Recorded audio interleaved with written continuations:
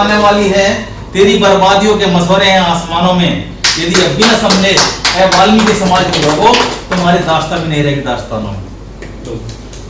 सम्मानित साथियों, एक पीड़ा है जो हमने पिछले साल उत्तराखंड में जो वीर श्रेष्ठ प्रदीप डिलोड जी के नेतृत्व में शिक्षा जागरण सम्मान समारोह, उसमें हमने कहा कि हमें यहां पर वाल्मीकि समाज का पृथक आरक्षण होना चाहिए।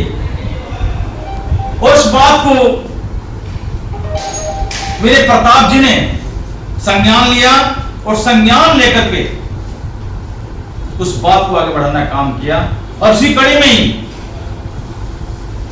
इन्होंने 5 अप्रैल का जो उत्तराखंड के अंदर बिगुल बजा दिया है समाज को जगाने का। मैं सहारनपुर की ओर से आपको आश्वासन देता हूं कि सहारनपुर की ओर से अधिक जनसंख्या में भगवान वाल्मीकि महाराज की जय। सम्मानित साथियों, वाकई में समाज बहुत सोया हुआ है। मैं कभी कभी अपने साथियों कहता हूं कि समाज के लोग सिर्फ झगड़े और झगड़े में इकट्ठे होते हैं, पीड़ा नहीं है।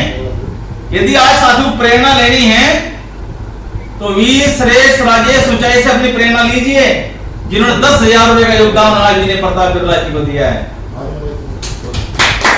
ये दर्द है, इनके अंदर पीड़ा है समाज के प्रति। ये दर्द था इनके प्रति कि मैं अपने समाज के प्रति जागरूक करूं लोगों को।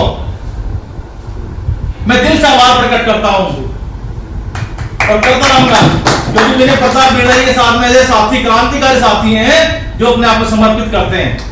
मगर विनय प्रताप बिरला जी ने कहा है कि मेरे 3 बच्चे हैं, यदि समाज के लिए एक बच्चा समर्पित हो गया तो मैं गौरवशाली होऊंगा। मैं इसके लिए जो बोले सो भगवान वाल्मीकि महाराज की जय। जो समाज को जगाने का काम कर रहे हैं, जो रात दिन उठाने का काम करते हैं समाज के लोगों को। सम्मानित साथियों, घर में बैठने से नहीं काम चलता, बाहर निकलना पड़ता है। जब तक बच्चा नहीं रोता तो मां को दूध नहीं पिलाती। यदि सरकार तक अपनी आवाज बुलंद करनी है, यदि संसद में आपकी कोई आवाज नहीं सुनता है, यदि कोई विधानसभा में आपकी आवाज नहीं सुनता है, यदि कोई राज्यसभा में आपकी विधानसभा में नहीं सुनता है, तो सड़कों पर इतनी भीड़ इकट्ठी कर दो तो ताकि विधानसभा, राज्यसभा, लोकसभा में बैठे हुए सुनना पड़े। और वो उठाए पीड़ा, वो वीर श्रेष्ठ प्रदीप डिलोड जी ने, विनय प्रताप बिरला जी ने पीड़ा उठा दिया कि यदि हमारी कोई सरकार में बात नहीं सुनता तो हम इस सरकार को अपने समाज के माध्यम से बात को उठाने का कार्य करेंगे। तो बधाई के पात्र हैं आप विनय बिरला जी। और जब तक सूरज चांद रहेगा आपका नाम रहेगा, क्योंकि ऐसे क्रांतिकारी बहुत कम साथी मिलते हैं जो समाज को जगाने का काम करते हैं।